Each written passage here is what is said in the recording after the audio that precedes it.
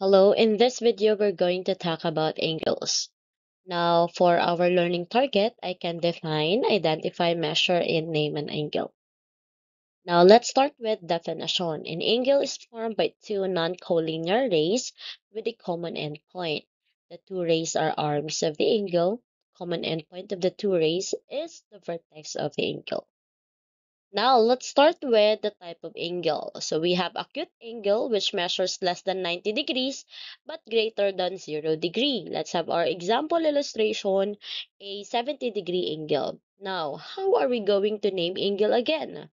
Now, we can name an angle using one letter, and that should be the vertex of the given angle. And that means we're gonna have angle O. So this is the symbol that we're gonna use in naming an angle. So angle O. Next, we have angle AOB, and we can also have angle BOA.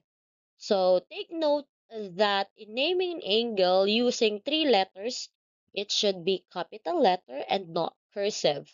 Apart from that, take note that the middle letter must always be the vertex of the given angle. While, on the other hand, the first letter and then the third letter, you can swap or you can switch those, but not the vertex. Alright, so that's why it's correct if you're going to name it as angle AOB or else angle BOA. Alright? Next, a right angle which measures exactly 90 degree.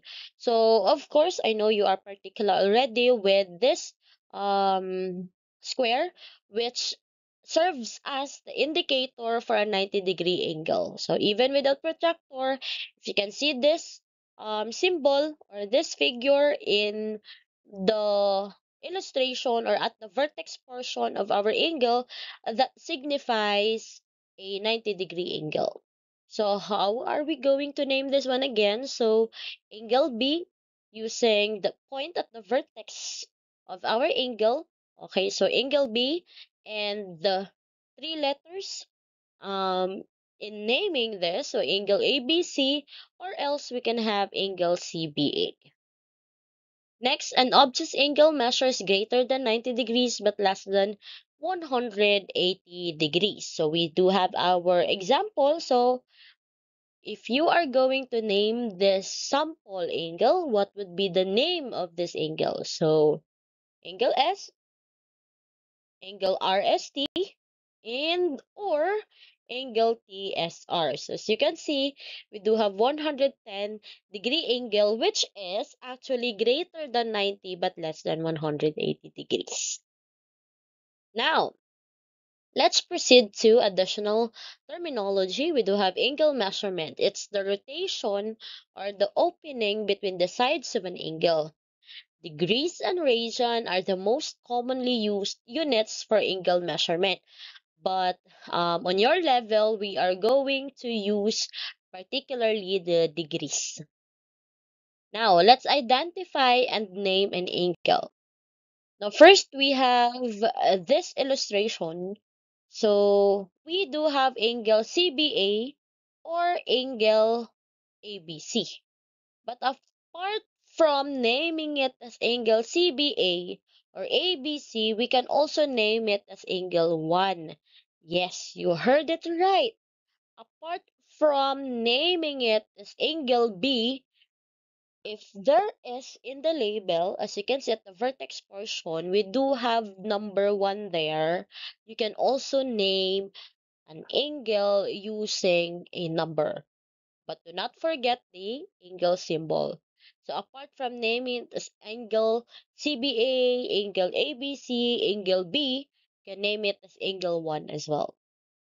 Okay, next we do have angle BCD. So I am referring to this angle, or we can name it as angle DCB. Okay, again, the vertex must always be at the middle of our name. Okay, for the given name of the angle. Now, apart from these names, what else can we name to this particular angle? So this is also called angle 2. Very good. Now, Looking at the figure, I'd like you to identify what kind or what type of angle is this, and please name the given angle. All right. For our figure one, this is angle DEF. Okay, let's start with the naming first. So angle DEF, or we can have angle FED, or we can have angle E. All right.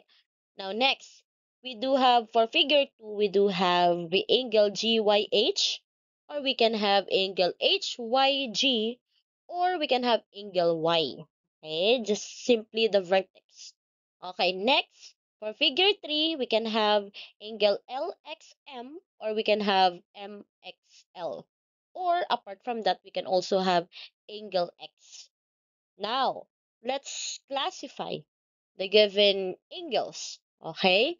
If this is acute, obtuse, or right. So for the figure 1, it is an acute angle since it is greater than 0 degree but less than 90 degrees, 62 degrees.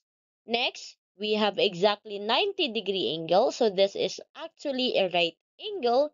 And we have 135 degrees, which is obviously greater than 90 degrees but less than 180 degrees. Hence, this is an obtuse angle. Next, again, let's identify an angle based on the given illustration. So, after that, we are going to classify the given angle. Now, for figure number 4, okay, so name an angle out of this. So, let's write this time. So, we do have angle B and C, okay, and we do have angle, so I'm referring to this. And let's have angle A and C, this one. And lastly, we do have angle A and B. All right. So this time, learners or students, we cannot use one letter to name a particular angle in this figure. Why? Because if we are going to name angle N only, we are gonna confuse others. What are we referring to? Which particular angle? If we name it as angle N, which angle are you referring to? Is it this angle, or this angle? That's why it is required for you this time to use the three letters way of naming an angle. Anyhow, take a look with the given three angles. So as you can see, based on the angle measurements, one complete rotation of the given angle is exactly 360 degrees, right? So definitely, if we do have three congruent angles in here, so 360 degrees divided by 3, so definitely each of this angle measures 120 degrees. So if it's 120 degrees, therefore we can say what kind of angle is angle B and C, angle A and C, and angle A and B. So all of these is considered obtuse angle. Very good. So this is considered, we have obtuse angle. All right.